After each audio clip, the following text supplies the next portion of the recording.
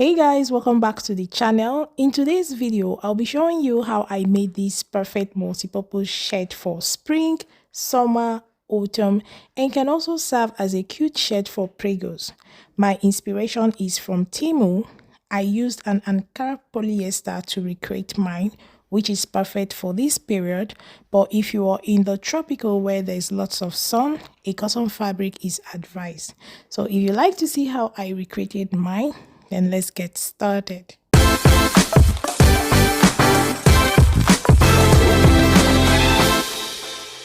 I have 2.5 meters of fabric here for the size of shirt I made without curves.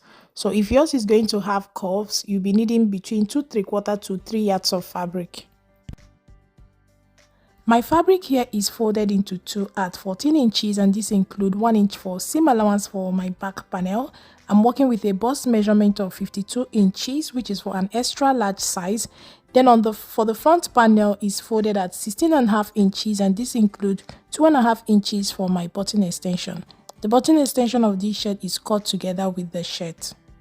This line here will serve as my shoulder line, and this is my center front line. From my shoulder line to this line is the length of my shirt at 31 inches. Then this space here is for my button extension. It measured 2.5 inches. Then 1/4 of my bust measurement from my center front line at 14 inches, and this includes 1 inch for seam allowance. From the center front line, I'll place the neck width of 3 inches and the neck depth of 3 inches and draw in my front neckline. For an extra large size, use the neck width of 3.5 inches and the neck depth of 4 inches. On the shoulder line, I'll place 1/4 of my bust measurement. From that point, I will go down 10.5 inches for my armhole level and square it out. On this armhole level, I will replace 1/4 of my bust measurement of 13 inches and connect these 2 points. On 1/2 of my shoulder, I will come down at 1.75 inches for my shoulder slope. Then on the neckline, I will go in by 1/2 inch towards the center front and connect these 2 points.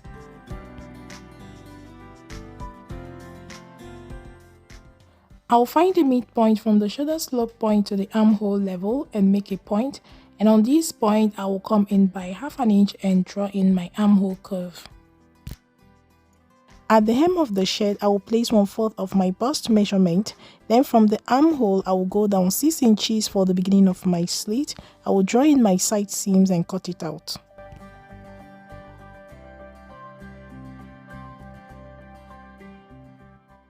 I have placed the front panel on the back to help us develop the back, and I folded in the button extension and secured it with pins.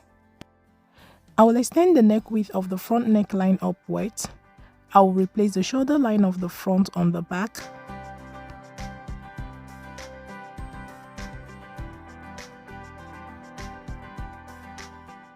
From that line, I will go up by 1.5 inches and mark that. Then from the shoulder line of the front, I will go up by 1.5 inches as well, and on the neckline, I will go out by 1/2 inch towards the center back and connect these 2 points with a straight line for my back shoulder line.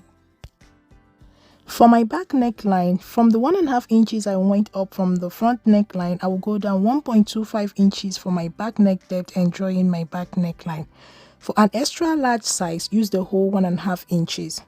I'm making this reference because I'm an L size, but I use an extra large measurement for the body of my shirt, but the neckline and armhole level is that of an L size. The length of my back panel measured 35 inches, so from the hem of the front, I went down at 4 inches and squared it out. On this line, I placed 1/4 of my bust measurement of 13 inches, drew in my side seam and cut it out. My seam allowance on all the sides is 1/2 inch, the neckline, the shoulder line, the armhole, the side seam, and the hem of the shirt.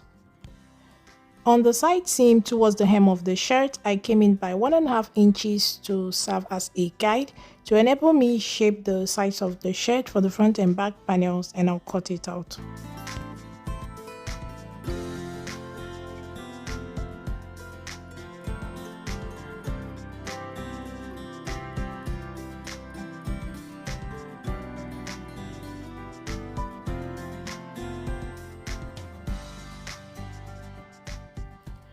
So guys, one thing I do to remove excess on the center front of my shirt when I draft directly on the fabric is, from the shoulder line, I will mark my bust point and square it out a little. Then on the neckline, I will come in by ½ inch. So I'm taking this from my button extension because it's cut together with the shirt, and I'll connect it down to my bust point. I'll replace my 2½ inches button extension and connect it down to the bust point. Now, if your button extension is cut separately, you're going to take this measurement on the neckline of the center front of your shirt. I'll go ahead and cut it out and split open the front panel. So guys, this is what is left of my fabric, and from this I'll be cutting out the collars, the sleeves and the straps. The sleeve is just a box of rectangle that I slightly curved at the cap. So the fabric on fold here measured 22 inches, and this includes seam allowance, and that's what I'll be using for the sleeves. For the collars and straps, I'll cut from this remaining piece. The link on how to draft a shirt collar will be in the description. So guys, I've cut out all my pieces. I have my front and back panels here, and I've ironed on a lightweight interfacing on the button extension. This piece here will be used for the straps. I also added a lightweight interfacing on the collars for a little stability. And then this piece here will be used for the sleeves. I'm going to start by attaching my front and back panels on the shoulders, and I'll sew close my button extension. I have attached the front and back panels on the shoulders and have overlocked the raw edges. I've also stitched close my button extension. The next thing I'm going to do is to measure the neck circumference to prepare my collars. Half of my neck circumference measured 9 inches. I will also measure my armhole circumference to prepare the sleeves. My total armhole circumference measured 20 inches, 11½ inches for the back armhole and 8½ inches for the front armhole. I'll go ahead and assemble my shirt collars in preparation to attach to the neckline. So I will assemble the collar like so, stitch it round and turn it out. Then I will attach it to the collar stand like you see me showing in the video. So guys, I've assembled my shirt collar and this is what it's looking like. I'll go ahead and pin it in place on the neckline of the shirt with the lining of the collar to the right side of the shirt.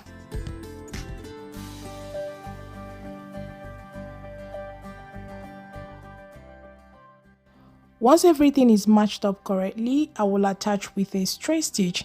Then I will top stitch it close with the interfaced side of the collar. I have attached the collars and this is what I have. So for the records, this shirt size is for an extra large size. I wear France size 40 in shirt, which is an L size, but I want this shirt oversized. That's why I'm using an extra large size measurement. So if you want an extra large size and you do not want the shirt oversized, you can use the measurements in this tutorial or add an extra 1 or 2 inches to it with the instructions I gave on the armhole level and neck depth, and you're good to go. So the next thing I'm going to do is to attach the sleeves. So the width of my sleeve here plus seam allowance measured 11 inches and the length measured 21 inches without the borders. So this shirt has cuffs on the sleeves, but my fabric will not be enough to do that.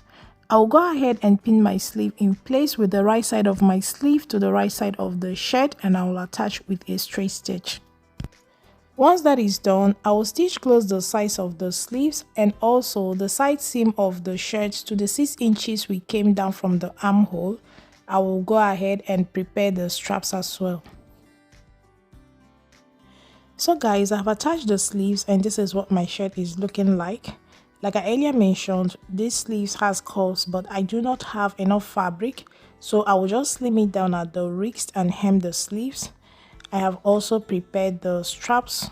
I posted a short video on how to easily make these straps. You might want to see that video. The length of the strap measured 22 inches. So from the 6 inches where the side seam of the shirt stopped, I will go down by 2 inches and make a notch for the installation of the strap. You're going to pin the strap on the right side of the shirt at that 2 inches point and tack it down for all the sides. Then you overlock the raw edges. Once you have done that, you will now hem it by folding it over once like you see me do in the video and attach with a straight stitch. If you do not overlock the raw edges and try to do double folds, you might not get the shape on the curved sides of the shirt. This is what your shirt will look like when you have pinned in all the straps following the instruction. I'll go ahead and attach mine with a straight stitch. So guys, I've done all that I said and this is what my shirt is looking like. You can see how beautiful this shirt turned out.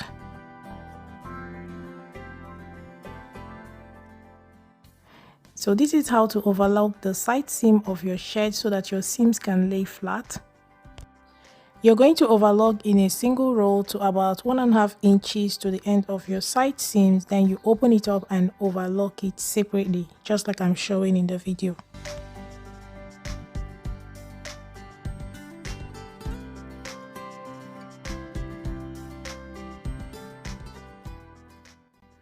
I also slimmed down the wrist of my sleeve to 6.5 inches and just blended it back into the seam line so that I can fold the sleeves if I want to. Then the final length of my sleeve from the joining on the shoulder measured 19 inches.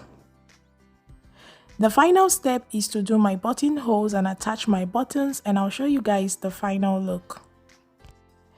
Do not forget to like and share this video if you enjoyed it. Leave all your questions in the comment section. Do not forget to subscribe to the channel and I'll see you guys in my next one.